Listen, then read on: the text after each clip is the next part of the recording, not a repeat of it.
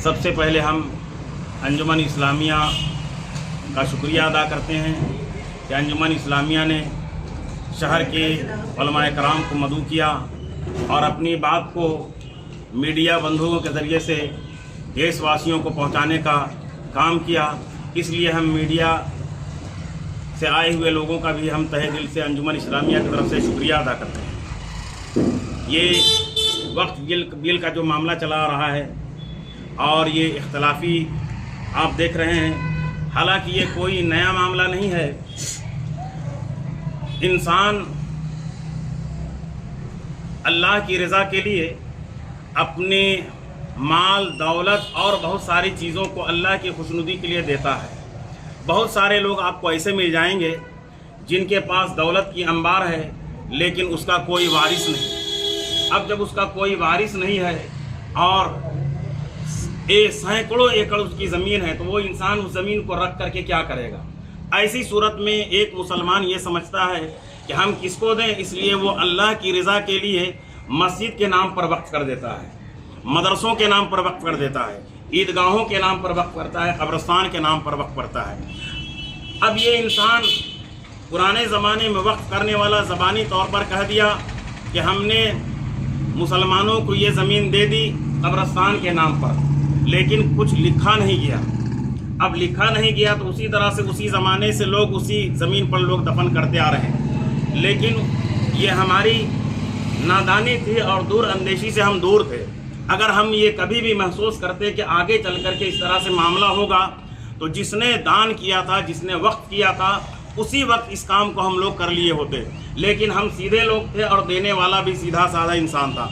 ना उसने लिख कर हुकूमत हिंद ये जो कानून ला रही है, ये कह रही है कि कलेक्टर इसे जो है ना वेरीफाई करेंगे, अगर वो कहेंगे कि ये सही है तो ठीक है, और अगर सही नहीं है तो फिर उस पर जो है ना हमारा कब्जा होगा, हमारा दखल होगा, हम जिस तरह से चाहेंगे उस ज़मीन को इस्तेमाल करेंगे। तो अब ये बताइए कि इस तरह से बहुत सारी ज़मीनें हैं जिसका कोई कागज़ है ही नहीं, लेकिन सदियों से वहाँ पर मुसलमानों को दफन किया जा रहा था। तो ऐसी सूरत में आप देखेंगे कि बहुत सारे इलाके से मुसलमान गैर आबाद हो गए, सिर्फ वहाँ पर कब्रिस्तान रह गया है। तो अब वहाँ पर एक चटियल मैदान नज़र आता है। तो ऐसी सूरत में तो फिर कलेक्टर ये कहेंगे कि यहाँ पर ये ज़मीन यूँ ही खाली पड़ी हुई है, इसलिए हम यहाँ पर ये चीज़ बनाना चाहते हैं, या ये कि हम किसी पूंजीपति आदमी को दे करके यहाँ पर मॉल बनाना चाहते हैं। तो इस तरह से वक्फ की ज़मीन पर किसी भी इंसान को इख्तियार नहीं है। अगर कोई इंसान अगर वक्फ कर भी देता है तो अब उसका भी इख्तियार ख़त्म हो जाता है। अगर हमने ज़मीन वक्फ कर की तो अब हमारा भी इख्तियार ख़त्म हो गया, अब हम उसे फिर दोबारा ले भी नहीं सकते हैं। तो जब हम ले नहीं सकते हैं, इसलिए कि ये ज़मीन अल्लाह के नाम पर वक्फ की जाती है, और जब हम ले नहीं सकते हैं तो फिर हम खुद से किसी को दे भी नहीं सकते हैं, इसलिए वो अल्लाह की मिल्क होती है। इसलिए हुकूमत हिंद को चाहिए कि अगर कहीं पर कोई ख़राबी नज़र आ रही है तो उस खराबी को दूर किया जाए, ना ये कि सीधे तौर पर यहाँ पर खलफशार पैदा किया जाए। और ये हिंदुस्तान सिर्फ एक मुसलमान का नहीं, बल्कि मुसलमान तो एक छोटी सी तादाद में है। ये हिंदुस्तान सारे हिंदुस्तानियों का है, चाहे किसी भी ज़ात से ताल्लुक़ रखता हो, किसी भी धर्म से ताल्लुक़ रखता हो, हर हिंदुस्तानी की यहाँ पर कुर्बानी मौजूद है।